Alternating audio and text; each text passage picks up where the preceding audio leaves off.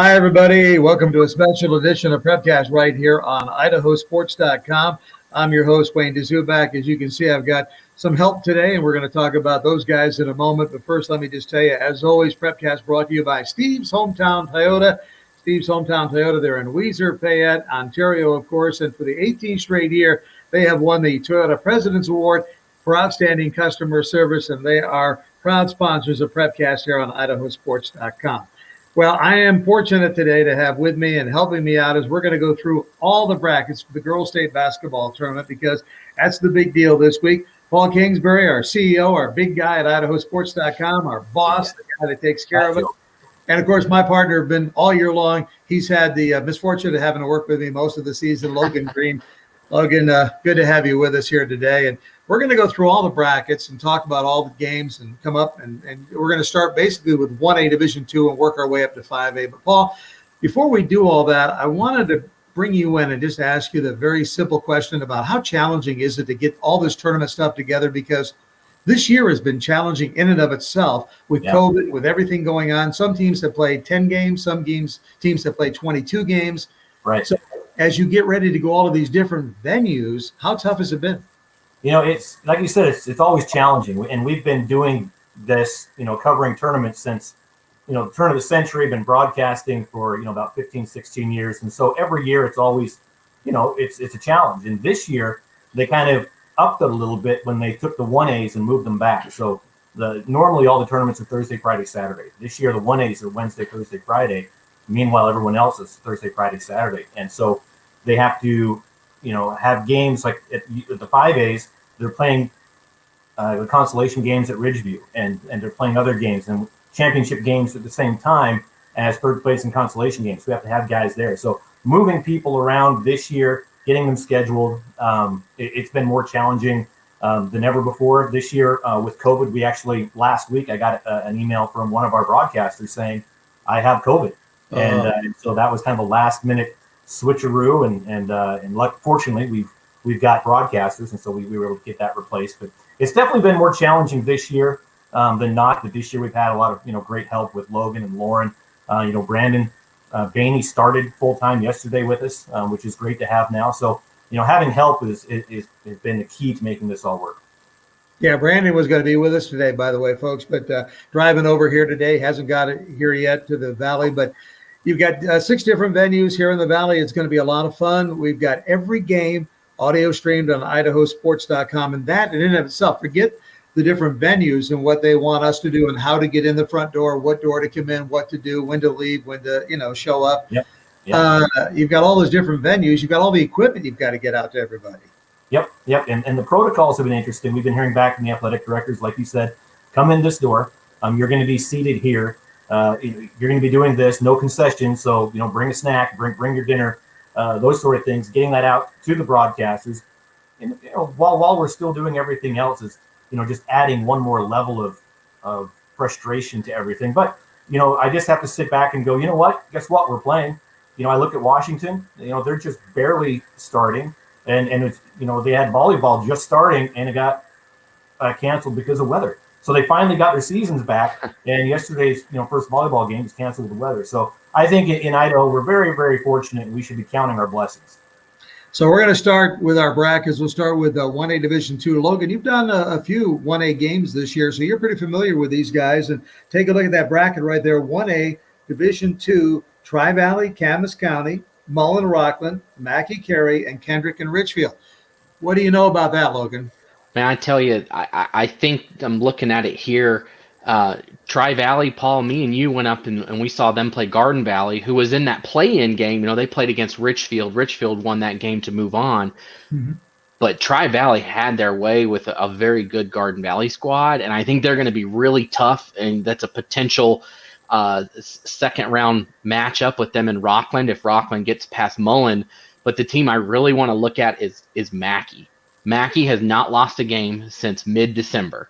Wow. The 3 games they lost, they played those 3 teams again during the year and just blew right through them. They've beaten Rockland twice. So they beat Rockland. They squeaked by them that first time, and then they beat them pretty handily in the finals of that conference tournament. And so Mackey on a roll, and that's just one thing that you can't discredit, a team that's won so many games in a row and is just on a roll. And I don't know if there's something that can stop that Mackey squad right now. Yeah, well, you think about it, because Rockland's only lost 4 games, 2 of them to Mackey. So there you go. Well, Yeah, it's just they're tough. By 30-plus points, in that 13-game win streak they have. Carey, they bring in, Kylie Wood, averaging almost 30 points a game. She can drop buckets, out of thin air. I mean, she can score. So, it's 1A D2 ranks. There's just talent, top to bottom. Mullen, we're kind of excited to see Mullen there. You don't see Mullen there. In fact, last time they were there, I think 1986, and I think Wayne and I are the only ones here that remember 1986. Yeah, I do. You weren't a twinkling in your parents' eye at that point. I was not alive in 1986. That's correct. So, I mean, there's a lot of good stories here in the 1A D2s, and I think it's going to be a fun classification overall. But I think Mackey, Tri-Valley, I think those are probably the 2 teams that we're looking at as the teams to beat for sure. Well, not to mention that my favorite team in there, as far as nickname goes, is Camas County, the Mushers. Like the Mushers? That's a good one. Mushers. I mean, you think about all the name changes we've had this year and things going away from, Native American names and whatnot, the Mushers. And I don't think they're going to change it. I really don't. I think they need to stay with that, because that's a winner for sure. Yes. So let's take a look at 1A Division 1. That game's going to, all those games are going to be played at Columbia. And as you said, they start tomorrow, actually on Wednesday. And you got Lakeside against Lighthouse Christian, Rimrock and Prairie at 20-3 on the year, Grace Liberty Charter, and then Lapway. How about Lapway? 20-1. They've only lost 1 game against Murtaugh. So that's a pretty good field. Oh, it's a great field. And it kind of feels like they, every year they just kind of get the band back together. You've got Lapway, Prairie, Grace, all these teams that are just in this tournament year in and year out. Murtaugh making an appearance now this year. Lighthouse, they were 1A D2 for so long. Now they're 1A D1, and they're at state 14-5 champs there in District 4. So, they're making noise down there in District 4 as well. When you talk about great mascots, the Rimrock Raiders, I'm kind of a big fan of that mascot.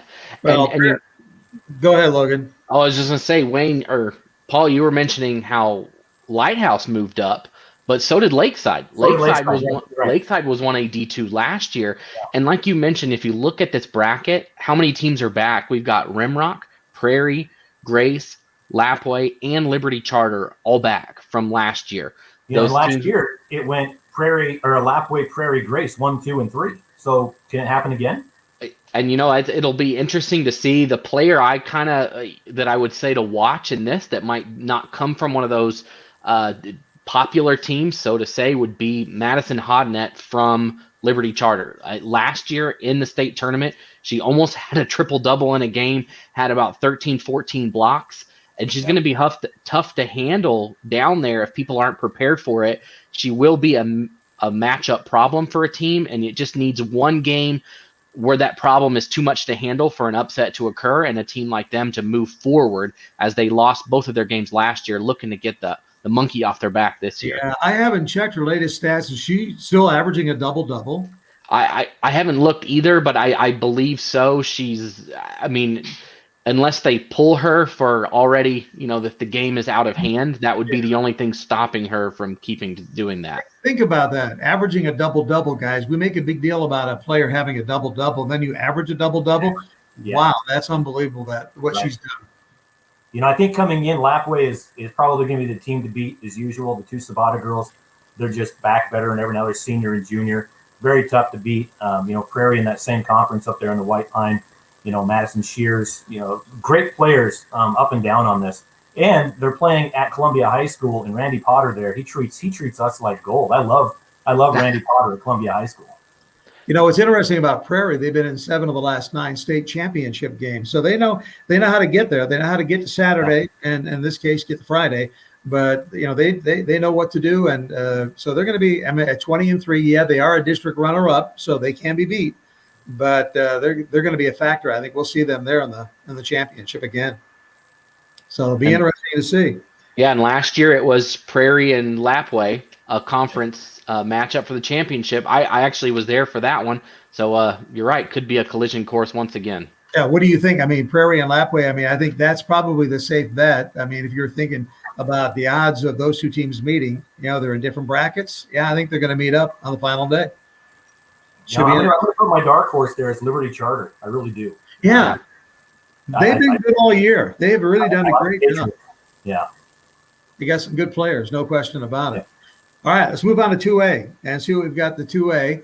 And, of course, you got Ryrie against Bear Lake, Rangeville and Coal Valley, Soda Springs and Melba, and Valley against New Plymouth. And kind of looking at everything, how about Ryrie at 22-2? They've really had a great year, winning 22 of 24 games this year.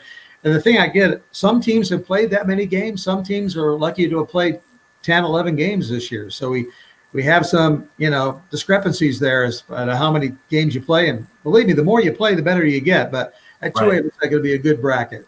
In the age of COVID, that's one thing that has been really different. And it started this past fall with the fall sports where all of a sudden a game would get canceled and they just reschedule something. And years past, forever in recorded history of, high school sports in Idaho, if you couldn't play a game, okay, maybe it was rescheduled down the road. But it was never, hey, on Wednesday, we're not going to be able to play because of COVID. And so the athletic director turns around and says, hey, we need a game. Anyone?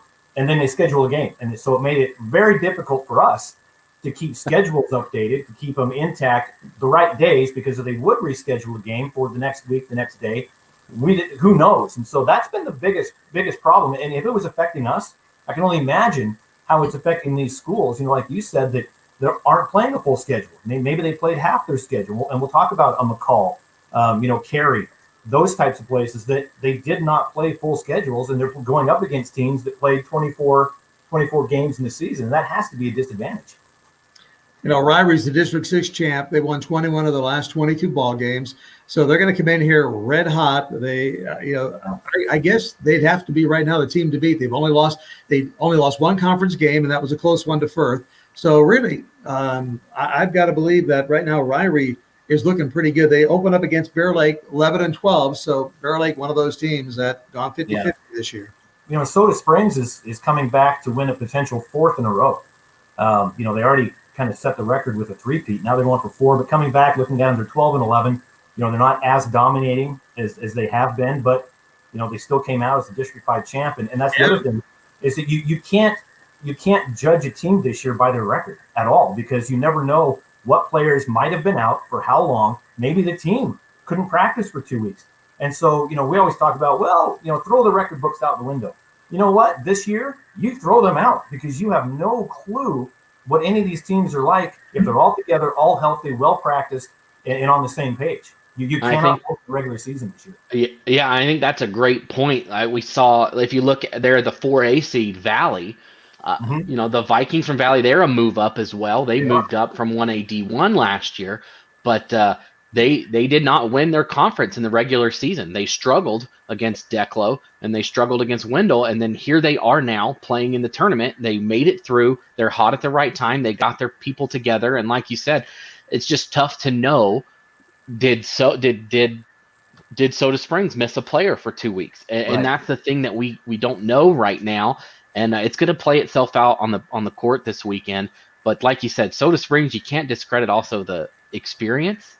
Having all those, they've been there, they've done that, and that stage will not affect them like it maybe somebody else it would, and they'll be ready to go to try and defend that championship. And speaking of that, you look at last year it was Soda Springs, Coal Valley, Melba, New Plymouth. It's 1, 2, 3, 4. So Coal Valley, Melba, New Plymouth, all out of the 2A WIC. Those are all conference foes, and they're all back. And Coal Valley looks better than ever. New Plymouth back. You mentioned how tough it is to have a double-double. Alyssa Christensen, she's averaging 16 points, 10 boards a game for the Pilgrims. They won a state championship back in 2001. I hear the boys won back in 1993 state championship. I heard that somewhere. Just somewhere. But it's going to be fun seeing how, a lot of storylines here, how Valley does. That you mentioned they were 1A before this. Now they're in a 3-team 2A conference, so they have to play a lot of different schools, 1A, 2A. Those Soda Springs coming back with a lower record. But then you've got Ryrie. And with an athletic director like Matt Harris, well, you just expect good things out of Ryrie. Yeah, I like, we haven't talked much about Melba. They had a great start to the year. Yeah. I mean, I think they went 9-0, 10-0, something like that. They ended up 18-4 right now going in there. But, Melba comes back. They're the District 3 runner-up in the district. And they just had, to me, this classification, these games, by the way, I didn't mention it, but they're going to be played at Bishop Kelly. This is really going to be a really competitive 2A division this year for the state. If there's a Clark on the team, Melba's got a shot. It seems like there's a never-ending supply of Clarks moving up the ranks. And now there's a Kendall Clark, there's a sophomore, and Kate Clark going to NNU. She's a senior. So, like I said, the 2A classification is going to be a fun one to watch. And if you look at Melba too, like they played early on a 3A schedule. I don't know how many. They beat Weiser twice. They beat Fruitland. They beat South Fremont. They beat them handily. They beat other teams in the tournament, and I think they're one that maybe nobody's also, like we've mentioned, talking about, that maybe they sneak through. Big opportunity for them to knock off the champs in round one. Yep. Yeah, I'm looking forward to the 2A girls. I tell you what, it's going to be a lot of fun. And just to get a reminder that every game that is played, this girls' state basketball tournament is going to be audio streamed live on IdahoSports.com. So that'll be great. Okay.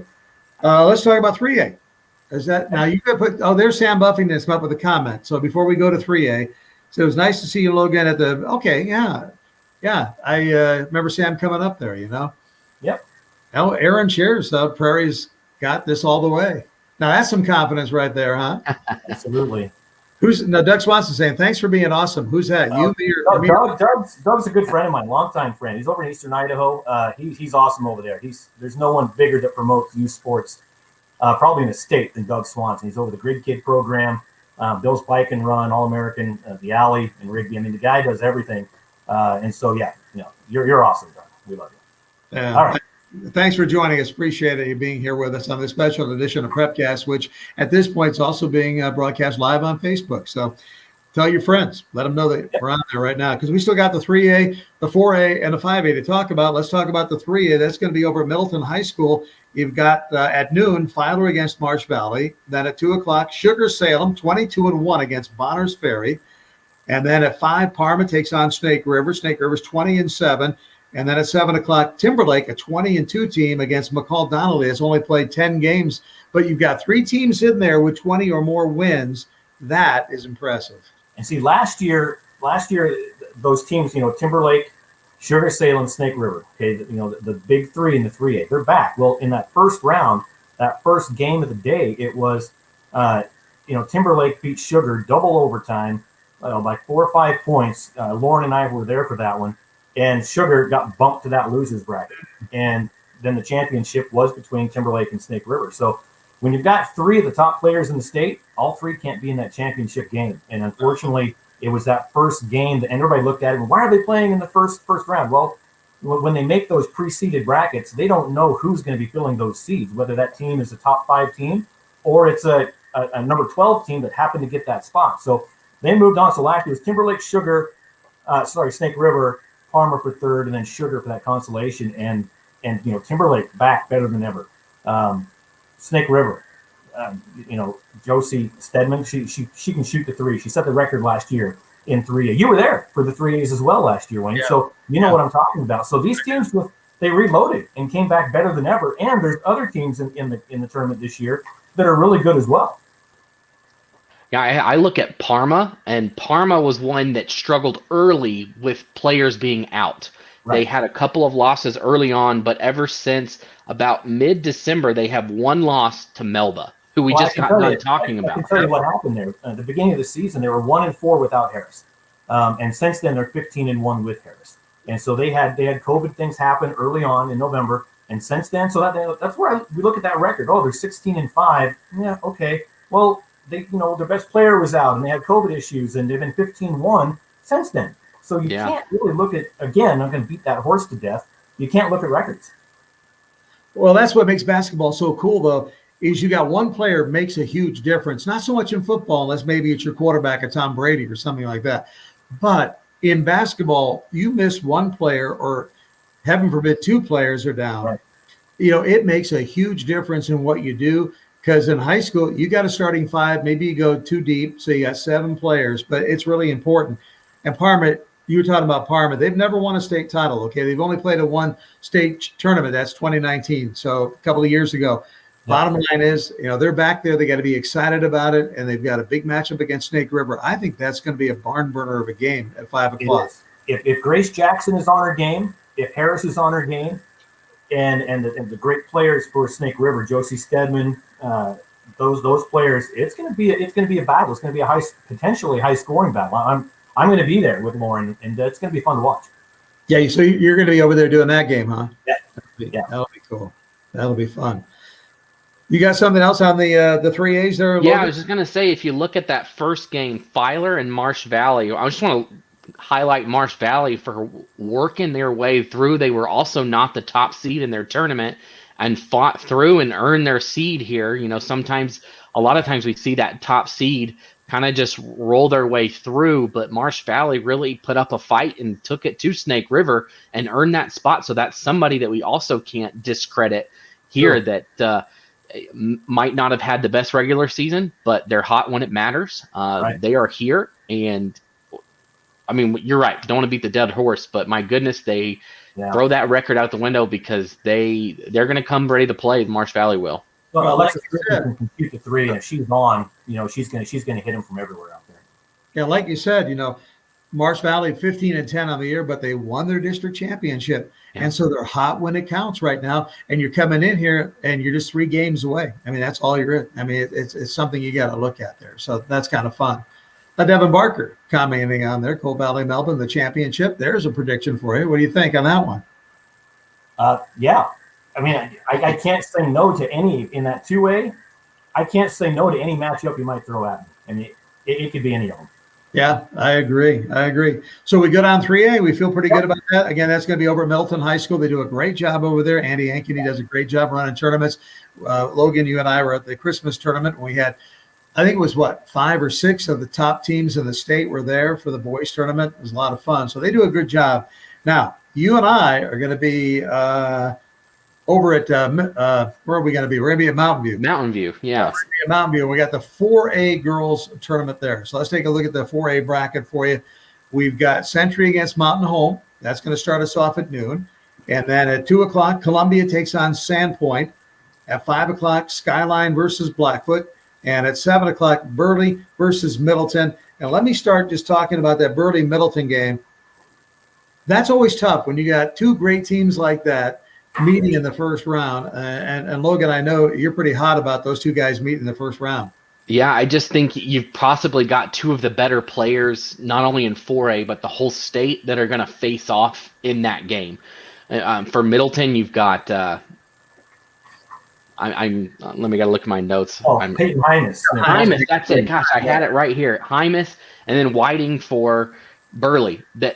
Those 2 that is going to be a battle to hear on IdahoSports.com. Those 2 are going to go at it, and they're both not seniors, so it might not be the last time we get to see it either. But that's going to be a phenomenal first round matchup that could have also been a Saturday matchup too. You always talk about in tournaments where if you're going to win a championship, you have to win 3 times, right? It doesn't matter who you play.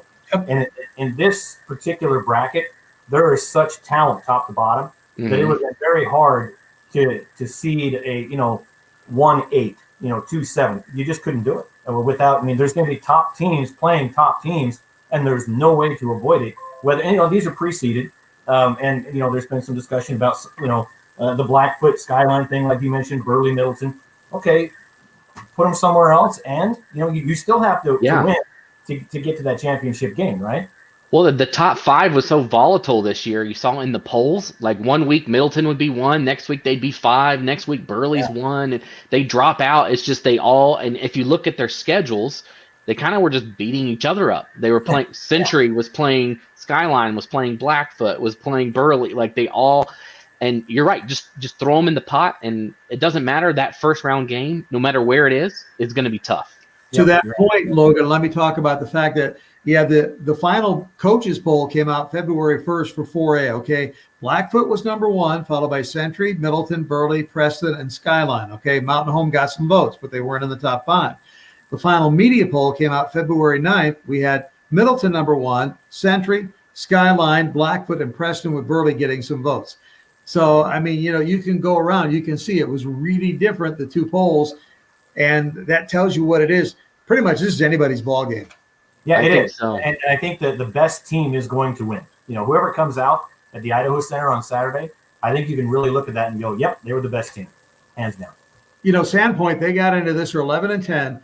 They got into this tournament by playing a best of 3 series. That's kind of an interesting district tournament that they had up north.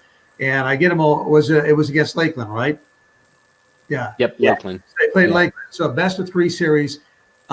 Really different. They split the first 2 games, and then Sandpoint won on Saturday night. So that's kind of interesting to go through. In Idaho, we see that in certain pockets. That 2A conference in District 4 was like that. Declo and Wendell, but now they added Valley, so not to do it anymore. And so you get those small conferences, and interesting things happen. And here they are. Well, you also get big conferences, a little bit bigger, and representation gets moved around and alternated and try to make it fair for everybody. So sometimes there's a half seed here and a half seed there. And so sometimes you get those teams coming out that maybe don't have the best record. And there's teams that with really good records, top 5 teams that stay home. And we see that every year. And unfortunately this year, we're seeing it with, Preston. They're not in the tournament. Should they have been? Absolutely. It's a shame they're not playing for a championship. Fortunately, everyone's playing by the same rules, and everybody started the year knowing what those rules are. And so it's okay to talk about at the end, but, you knew what you were getting into when you started, I guess. But it is unfortunate. I think it's really cool to see Mountain Home in this thing. They're going to play Sentry, and that's going to be interesting. Sentry 16-5, Mountain Home 16-7. But it's Mountain Home is one of those schools that, because of the Air Force there and the whole bit, they get a lot of different players coming and going, and so the consistency sometimes is hard to get at Mountain Home High School. But it's so great to see them back at state doing what they're doing and having the kind of year that they had this year. And they have a really young team. Yeah, they do. 2 seniors, I think, and so. As you mentioned, and it goes for every sport, football, basketball, doesn't matter.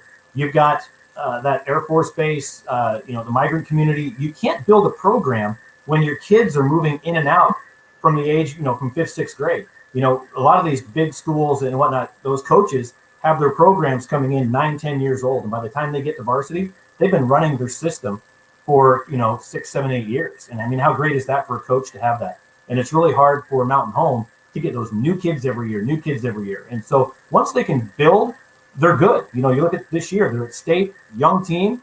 If they can keep those girls together for next year, those young kids coming up, they might be a real big team to watch next year. One thing I want to say about 4A, I just want to say one thing about that Skyline Blackfoot game. It is the 6th time they all played each other this year alone.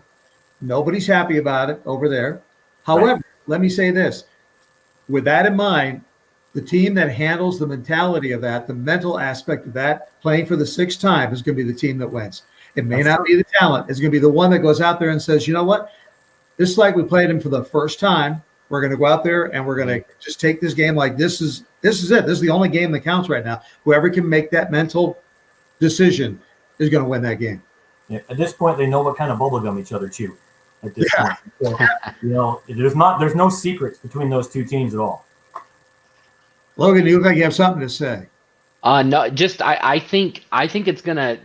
One thing that'll emerge is you always see, whether it's even at the NBA level or NCAA tournament, you see a key player that steps up, and maybe they're not on the quote best team, but that best player steps up, and that team goes on a roll. And the players that exist in this 4A bracket, I think there's a big potential for someone to take over the tournament, for a player to step up, whether it's Hymas from Middleton or Whiting from Burley, whoever it may be, to really step up and carry their team and get to Saturday. And I just think there's a potential for a breakout player that we see in this tournament. Yeah, looking forward to going over to Mountain View. Luke Wolf's always great to us. We love having games over there and stuff like that. And I know they're not going to have concessions open and things like that. But Luke, if you're listening, if you're watching, there could be some media food, right? I mean, it's the 2 best guys doing it, right? Maybe not. Maybe not. Maybe I'm way off base here. But hey, I can make a pitch for it. I need you guys to say hi to Micah Cranny for me at Mountain View, the PA guy. Good friend, good guy. Bring him a Diet Mountain Dew, and he'll be your friend forever. You know what? I did that during football season, and we are good friends. No question. All right, let's move on to 5A, and this is going to be at the Fort Idaho Center. And the 5A pairings at noon, you got Coeur d'Alene taking on Boise. Boise is an interesting year this year. At 2 o'clock, it's Thunder Ridge against Meridian. Then at 5, Mountain View and Timberline. And then at 7 o'clock, Rigby takes on Post Falls. And let me just say, we've been talking about that Skyline game, with Blackfoot. Let me talk to you about this game between Mountain View and Timberline. Mountain View's lost twice this year. They lost to Boise and they lost to Timberline. And here they have to play them again. And this is very similar to that Skyline Blackfoot showdown again. You go to state, and the last thing you want is to play somebody you've already played. And right. you want to maybe play a Coeur d'Alene, or you want to play somebody from Sandpoint. You just want to play somebody different. But you go to state, and the first game out of the chute is Timberline. Yeah. The bottom line is, again, that's going to be a mental thing. You got to sit there and go, it's not Timberline again. It's the first game in state. And if we don't win it, we can't win state. But it's also a rematch of the championship last year. Yeah. Mountain won, Timberline got second.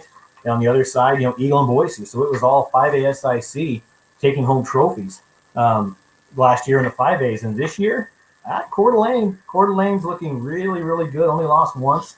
A lot of great players. Thunder Ridge, a fairly new school in the last 3-4 years, making it to state. The boys have a chance as well. So there's and Rigby 19-3. So there's a lot of talent coming in. And you mentioned Boise was an interesting one. Well, Timberline was the same way. Same basic school district. So Timberline 11-2, they didn't play a lot, and Boise 9-4. They didn't really start their seasons. Well, they didn't start their seasons until after the New Year's break. And so they've had a very truncated season to get things going. Boise came out hot right out of the gate. And so this is another one of those where you're looking at, pretty much top to bottom in this 5A as all having a shot of playing for a blue trophy on Saturday. Yeah, I agree. I mean, and again, you talk about the records, throw it out, because you take a look at some of those things that you have there. I really feel that you're right. Any team can win this thing, and it's going to be interesting. Coeur d'Alene, like I say, 18-1 on the year. They played 19 games. Boise 9-4. So basically, Coeur d'Alene's won twice as many games as Boise has won this year, but that's not going to mean a thing when they play, come Thursday. Right. And right. I'm looking at I'm looking at Rigby. I think Rigby has they've played Post Falls this year. They've gotten a feel for them there.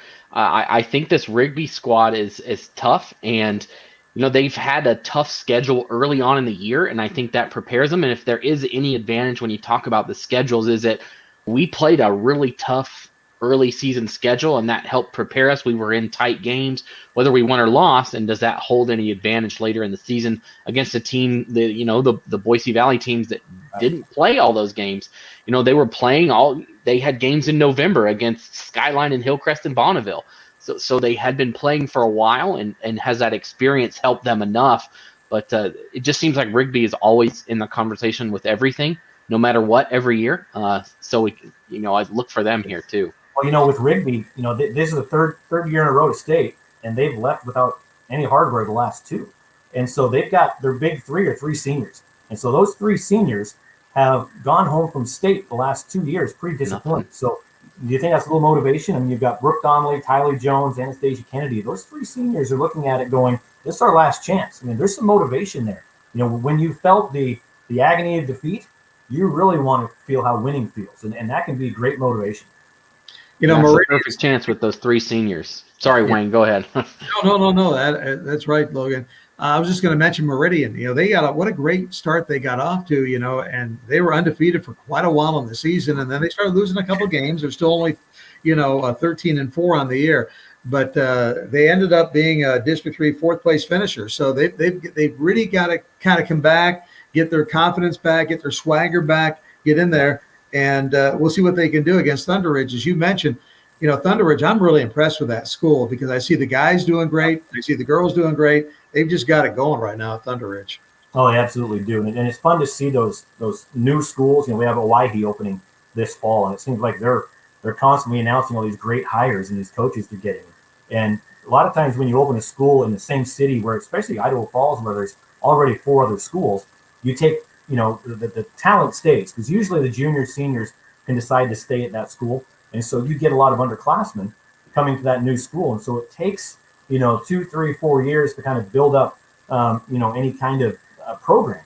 And Thunder Ridge is to that point. And they got there a little earlier than I think some people expected. They got a lot of talent coming in. And when talent breeds talent, and when you have a lot of talent, that encourages the younger kids to get involved.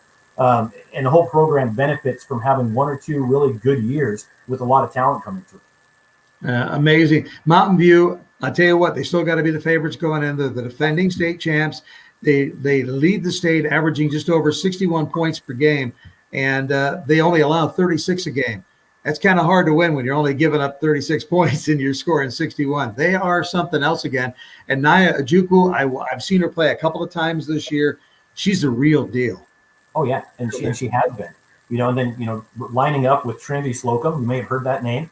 Nia Williams. I mean, all these players we've been calling. Wayne, you and I especially, we did a lot of games at Mountain View over the years and the state tournaments, and these are names that it seems like they've been there for 6 years. And having Connie Skogran 18th season, just one of the best coaches in the entire state, leading this all-star team for your normal high school team it's got to be fun. So if you're a Maverick fan and you can get a ticket into the Idaho Center, be there for sure. Yeah.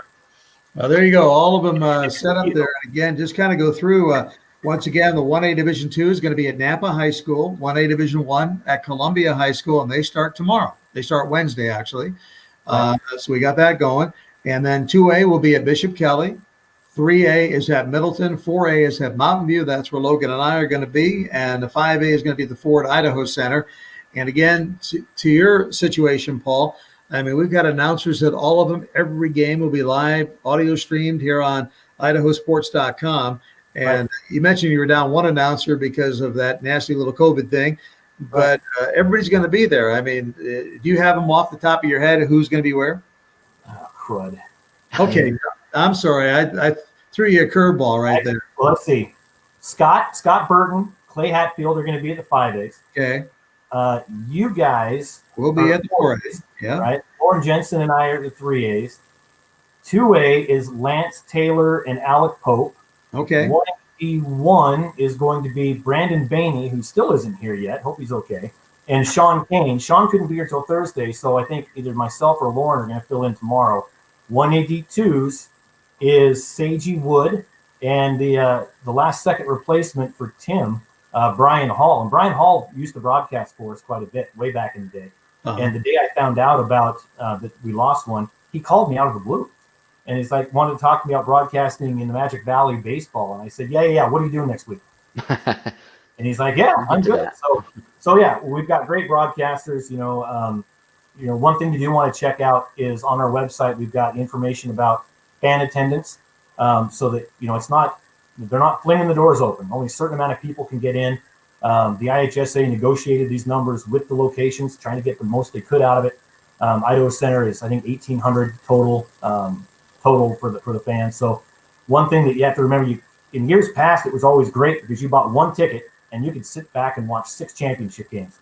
Can't do that this year. In fact, our broadcasters can't even be there for the game before or after. They have to be there an hour before the game starts, and they have to leave right when it's done. So there's no hanging out watching games this year, which is unfortunate. It's going to be different next year. I have full confidence that we're going to be back as normal for state tournaments starting in the fall. Yeah, to be honest with you, I'm just excited that we've got state tournaments going. I mean, and I just want to shout out to all the administrators and everybody that's made it possible, the student athletes, the coaches, everybody. Even us in the media, we've done a great job this year. I think everybody just kind of teamed up, say, okay, what can we do to make it possible that we can play? The fans have done a good job, and they not wanted to stay away, but they've done that. So everybody has done their part to make the ability to play possible. And now we're culminating in a state tournament, and in 2 weeks we'll have the guys, and we'll go do it all over again. But I'm excited to have it. And even with next week. Yeah, and even I think with limited numbers, like Wayne, you and I did a game last week at Middleton where they had the limited numbers that we're going to see this week at state, and it was loud in there. It was it was a big game. It was against Columbia, 1 versus 2. But even just that little bit of difference, you could tell the pep in the step for the athletes. And I know it's not ideal for everybody. Everybody wants to be there, but I think even just this amount is going to be make a huge difference, and it'll be fun for them. What was neat was the pep band was there. In fact, I did a game at Emmett. I did Emmett BK game, or actually it was Emmett Columbia game that I did that time. And I had a laugh, and I turned around to the flute player and I told her to pipe down. I said, "You just need to pipe down. I'm trying to talk here." And, and she just kind of gave me one of those, But yeah, she knew I was teasing her. But it was just so much fun to have the pep band there and the fans there, and it did make a difference. It seemed like the gym was coming to life, and I thought to myself, can I imagine this gym being packed with 3,000 people? No, but it'll be fun to see it again. Yeah, and I think all of us have done games this year early on when there were no fans, and those games where at a free throw or a timeout, it is dead quiet, like there's just nobody. You talking. So having those pep bands and having the fans back is so much better for the atmosphere of a game. I chuckle. I was actually watching. I can't remember which game I was watching. I won't even say a school's name, but they have the chairs spaced 6 feet apart instead of all being in line on the bench. And I saw a picture of a timeout where the seats are empty and everyone's huddled up in for the timeout. And I'm like, well, that's saving lives right there, isn't it? That's fantastic. Yeah. I laugh. I laugh at some of the inconsistencies, but it's like you said, as long as we all do our part, as long as we're all doing what we can, whether we agree 100% with everything or not, you know what? Let's get our heads down, get through it, and kind of get past it and move on. That's kind of all we can do at this point. One of the fun things I had is in a recent game where we had fans there is that a guy stepped up to the free throw line, took the free throw shot, missed everything, and all of a sudden there were like 50 students there, and they started yelling, "Air ball, air ball," and I hadn't heard that all season long, and I go, we're back to normal. We're Nice to hear. As a broadcaster, just to get it in there, air ball, we can't do that. Yeah, okay, we'll try that. Well, I think we pretty much covered it all. Let's go around. Logan, any final thoughts on this tournament coming up? No, I just think it's going to be good. I think top to bottom, there are teams that can sneakily win it. I think there are teams that everybody looks at to say they're the front runner. But I think anybody can beat anybody in this tournament on any given day, and it's going to be wide open. It'll be interesting to see who's playing at the Idaho Center at the end of the day. Mr. Kingsbury, your thoughts? I think you're right. There's sometimes, actually most every year, there's always a small handful of teams you look at and go, wait, they have a big losing record. How are they even here? And this year just really isn't one of those. There's a lot of talent in this crazy 2020 that's culminating, and it's going to be a really good state championship. But one thing I do want to mention before we go off, Wayne, if you don't mind, is the all-state all-star games. They're put on by North Idaho College, have been for the last 17-ish years. Last year we had the rosters, we had everything planned. Last second got canceled, and so this year they're planning on doing them. We actually have the rosters selected. They're in final approval phase right now. I'll be talking to North Idaho College this afternoon. The games are going to be played at Post Falls High School on March 20th. The best players from all over the state. This isn't, just North Idaho. It's a region versus metro. So basically, District 3 versus everybody else. They really like playing on the fact that no one likes the state of Ada, and so they build those all-star teams around them. And it goes hand in hand. Where I said that all of these teams are really good.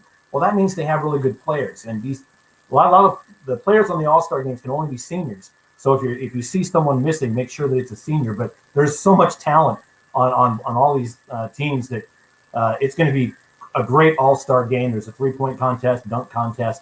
I haven't won that yet, but Idaho Sports will be there to webcast the games, the dunk contest, the awards breakfast that morning. It's always a lot of fun. So we'll have information as well as the rosters up on IdahoSports.com the next day or two. Oh, great. We'll be looking for that. And also, if you haven't seen it already, we've got all the kind of, what do we call them? Just capsules of all the teams that are in the girls' state basketball tournament right there for you on IdahoSports.com. So check it out. Everything there. Brandon Bainey has done a great job. Sorry he couldn't join us today, but he was making that trip over. So, but he did a great job putting all that together. And so go read it. Get all, even though we've kind of told you everything that there is to know, go ahead and check it out. We probably missed something. Well, yeah, we have comments. I haven't read them yet. Proof them. What's that? I haven't proofed the comment yet, but at least show one. They took the time to write it. Might as well show it, right? Thank you, Mary Armstrong. Hey, go Marsh Valley. Yep. Go everybody. I mean, that's the excitement. Look at people getting excited about the state tournament, and that's what it's all about. And fans can be there this time, so it'll not be as big as it was before, but it's going to be just as hotly contested and a lot of fun. Yes, it will. All right, gentlemen, thank you so much, Mr. Paul Kingsbury, Mr. Logan Green. I'm Wayne DeZubak. This has been a special edition of PrepCast right here on IdahoSports.com. As always, presented by Steve's Hometown Toyota. We'll see you at state. Logan, I'll see you on Thursday at Mountain View High School. Looking forward to it. That's going to do it for PrepCast. As always, best of luck to your favorite teams and best of luck to your favorite student athletes.